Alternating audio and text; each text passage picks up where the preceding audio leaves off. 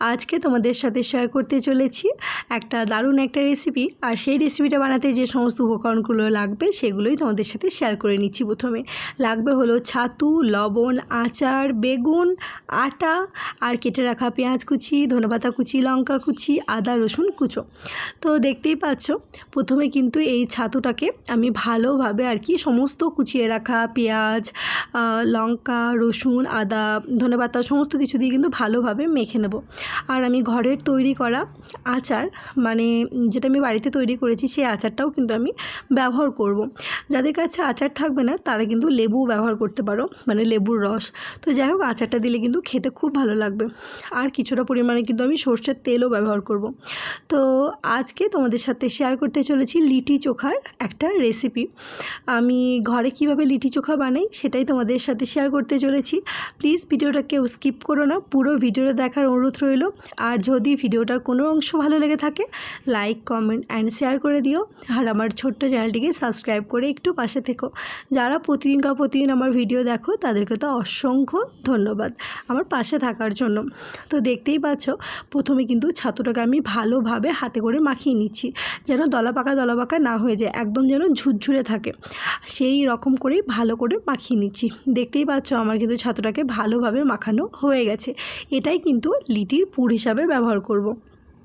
আর এবার মাখাবো আটাটা। আমি কিন্তু এখানে আটা ব্যবহার করছি, আমি কিন্তু ময়দা ব্যবহার করিনি। এবার দিলাম আটাতে অল্প পরিমাণে লবণ আর দিলাম জোয়ান। তো এবার কিন্তু ভালোভাবে আটাটাকে একটা মাখিয়ে ডো বানিয়ে নিতে হবে।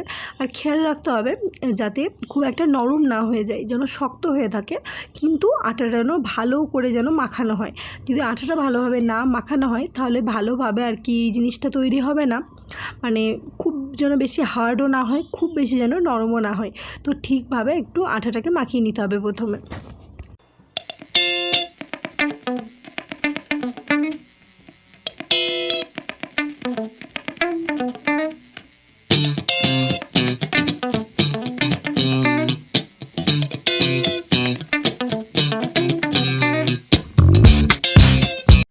ওইদিকে কিন্তু আমার আটাটা মাখানো হয়ে গেছে। আর এইদিকে এখন আমি বেগুনগুলো পোড়াতে দিয়েছি, কারণ এই বেগুনটা না পোড়ালে তো হবে না। ওইদিকে আমার ছেলের জন্য ডাল বসিয়েছিলাম, ওখানে কিন্তু দুটো আলু সেদ্ধ করতে দিয়ে দিয়েছি, কারণ লিচি তো তৈরি ওইদিকে করছি, চোখাটাও তো বানাতে হবে।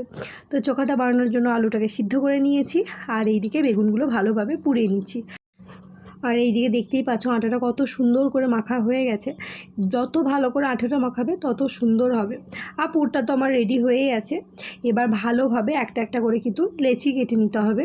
লেচি কেটে যেভাবে পুর ভরা হয়, মানে আলুর পরোটা বা যে কোনো কিছুর পরোটাতে যেমন পুর ভরা হয় সেই রকম করে কিন্তু আমি পুর ভরবো। তো দেখো আটাটা কিন্তু খুব ভালোভাবে মাখিয়েছি, দেখে বুঝতেই পারছো, না অতিরিক্ত লুজ না অতিরিক্ত টাইট, একদম মিডিয়াম করে মাখিয়েছি। কিন্তু যদি এটা তোমরা কয়লায় পোড়াও তাহলে কিন্তু, মানে কয়লায় যদি এটাকে তৈরি করো, যেহেতু লিটি চোখা তো কয়লাতেই হয়, কয়লাতে বা মানে তাপে হয়, কিন্তু আমার এখানে তো কয়লা নেই, তো আমি এটা ইন্ডাকশানে করবো সেই কারণে অতিরিক্ত বেশি টাইট করে আটাটাকে মাখাইনি। আর এই দিকে এবার পুরটা দিচ্ছি ভরে, ভালোভাবে পুরটাকে ভরে মুখটাকে ভালোভাবে, যেমন মোমো আমরা বানাই সেই রকম মুখটাকে ভালোভাবে মেরে নিতে হবে। তারপরে গোল গোল শেপ করে দিলেই হয়ে যাবে। তো দেখো আমি কিন্তু একটা একটা করে এভাবে এবার শেপ দিয়ে দিয়ে পুরো লিটিটাকে তৈরি করে নেব।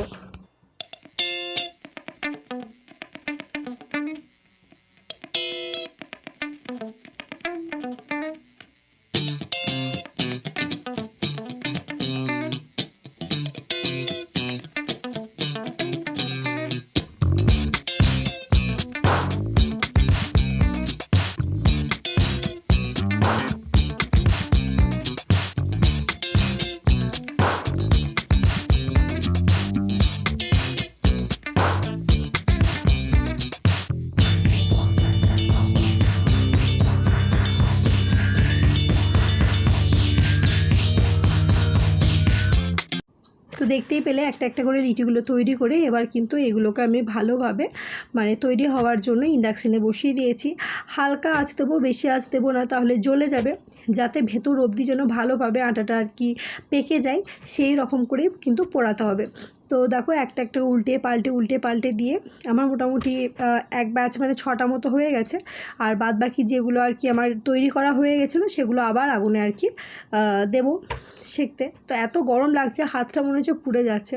কিন্তু এগুলো না রাতে খেতে বেশি ভালো লাগে বা বৃষ্টির দিনে খেতে খুব ভালো লাগে। রাতে যেহেতু বাবুর পড়াশোনা থাকে তো টাইম হয়ে ওঠে না, সেই কারণেই এই দুপুরবেলায় আজকে বানাচ্ছি। আজকে কিন্তু ভাত বানাইনি, আজকে মন ভরে খাবো লিটি চোখা, সেই কারণেই লিটি চোখাটা বানিয়ে নিচ্ছি। তো দেখো এভাবে কিন্তু একটা একটা করে দিচ্ছি। এটা কিন্তু খাওয়া খুব ভালো, এতে না ভাজা ভুজি কিছু নেই, শুধুমাত্র আগুনে আর কি সেঁকে করতে হবে। আর যেহেতু আমি ইন্ডাকশানে করছি তো অনেকটা টাইম নেয় আর কি, ধীরে ধীরে পাকতে টাইম নেয়। আর বেশি তো হিট দেওয়া যায় না, তাহলে জ্বলে যায়। আর এই দিকে দেখো এবার কিন্তু বেগুনগুলোও আমাকে একটা একটা করে ছাড়িয়ে নিতে হবে। আর বলেইছিলাম আমি ডালে 2টো আলু সিদ্ধ করতে দিয়েছিলাম, তো আলুটা কিন্তু মোটামুটি সিদ্ধ হয়ে গেছে। এবার আলুগুলোর খোসা ছাড়িয়ে নিচ্ছি। এই আলুর মতো করে কিন্তু বেগুনের খোসাগুলো ছাড়িয়ে নিতে হবে। আর বেগুনগুলো দেখো পোড়া করলে যেমন একটা সুন্দর একটা স্মেল আসে, তা মানে সেই স্মেলটার জন্যই বেগুনটা পোড়ানো। না হলে তো আলু বেগুন একসঙ্গে সিদ্ধ করে দিলেই হতো, কিন্তু বেগুন পোড়ার স্বাদই একটু অন্যরকম হয়। তো সেই কারণে কিন্তু আমার বেগুনগুলো দেখতেই পাচ্ছ, মানে যে বেগুনগুলো আর কি পোড়ানো হয়েছে একটু ছোটো ছোটো সাইজের, কিন্তু তাও আর কি পুড়িয়ে নিয়েছি যাতে খেতে বেশি ভালো লাগে বলে। তো একটা একটা করে এবার সমস্ত বেগুনগুলো ছাড়িয়ে নিচ্ছি।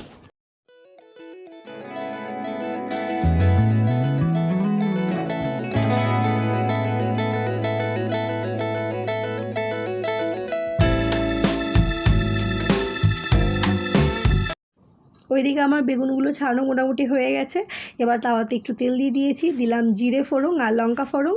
এবার দেব ওই থেতো করে রাখা রসুন 2 কোয়া, আর দেব কেটে রাখা পেঁয়াজ, আর ওই যা আর কি কাঁচা লঙ্কা, একটু ধনেপাতা, টমেটো, সমস্ত কিছুই আর কি এতে দিতে হবে, মানে যে আলু চোখাটা আর কি বানাবো তার জন্য।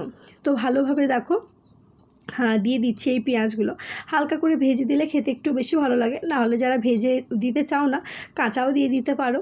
তো আমি একটুখানি ভেজেই দিচ্ছি। তো তেল দিয়ে ভালোভাবে কিন্তু ওই পেঁয়াজ আর টমেটোটাকে ভালোভাবে ভেজে নিতে হবে। তারপরে লঙ্কা কুচি, ধনেপাতা কুচি, এতে আর অন্য কিচ্ছু লাগবে না, আর স্বাদ মতো লবণ দিলেই হয়ে যাবে। তো মোটামুটি আমার না এই গ্যাসটাতে একটু সমস্যা আছে, কমাতে গেলেই বন্ধ হয়ে যায়। তো যাই হোক আবার জ্বালিয়ে নিলাম, দিয়ে ভালোভাবে কিন্তু পেঁয়াজটাকে এখন ভাজতে দিচ্ছি।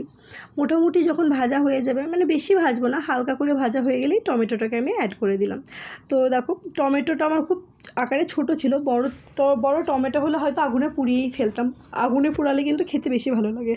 আর এইদিকে বেগুন আর আলুটা তো বয়েল হয়েই আছে, তো ভালোভাবে কিন্তু কাঁটা চামচের সাহায্যে আমি ভালোভাবে ম্যাশ করে নিচ্ছি। কারণ ম্যাশ না করলে মুখে পড়লে কেমন একটা দানা দানা হয়ে থাকলে ভালো লাগবে না। আর বেগুনটাকে দেখে আর কি ভালোভাবে ম্যাশ করছি যাতে ভেতরে পোকা না থাকে আর কি, সেই কারণে। তো দেখো ভালোভাবে কিন্তু এবার এগুলোকে ম্যাশ করে নিচ্ছি।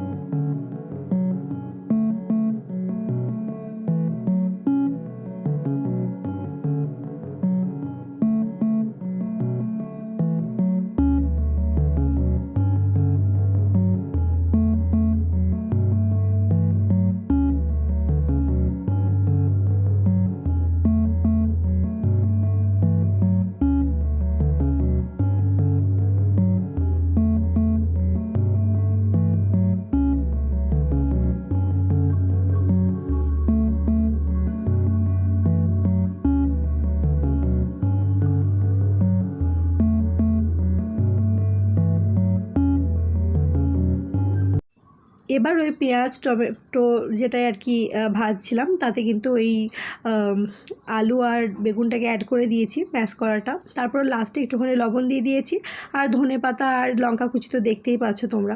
তো যাই হোক ভালোভাবে কিন্তু এবার এটাকে একটুখানি হতে দিতে হবে। একটুখানি হয়ে গেলেই একদম এই আলু চোখাটা একদম রেডি। দেখতেই পাচ্ছ, দেখে কতটা লোভনীয় লাগছে, খেতে কিন্তু সত্যি খুব ভালো হয়। আর এতগুলো কিন্তু লিটি হয়ে গেছে, আলু চোখাটা একদম রেডি। এবার বানাতে হবে আর কি চাটনি। এর সাথে ঠিক কাঁচা চাটনি না হলে ঠিক জমে না।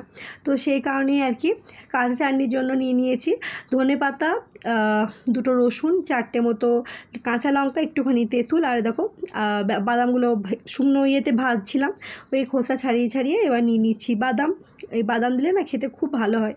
আর তোমাদের কাছে যদি লেবু থাকে তো লেবু রস একটু অ্যাড করতে পারো, আমার কাছে লেবু ছিল না। আর এতে কোনো টমেটো ফমেটো কিছু লাগে না, এইভাবে করলেও কিন্তু বেশ ভালো লাগে। তো এবার ভালোভাবে একটু মিক্সিতে ঘুরিয়ে নিলেই হয়ে যাবে চাটনি, কাঁচা চাটনি। আর লিটির সাথে কিন্তু কাঁচা চাটনি খেতে দুর্দান্ত লাগে। তো মোটামুটি কিন্তু আমার লিটি চোখা একদম রেডি হয়ে গেছে, দেখতেই পাচ্ছ। এই দেখো গ্রিন চাটনি বাদাম দিয়ে তৈরি করেছি, দেখতেই পেয়েছো। এদিকে চোখা আর এদিকে লিটি। তো কেমন লাগলো লিটি চোখার রেসিপিটা অবশ্যই তোমরা জানিও। অবশ্যই তোমরা চাইলে ঘরে তৈরি করে দেখতে পারো। আজকের মতো আসি বন্ধুরা, সবাই ভালো থেকো, সুস্থ থেকো। আবার দেখা হবে অন্য কোনো ব্লগ বা ভিডিওর মাধ্যমে। বাই।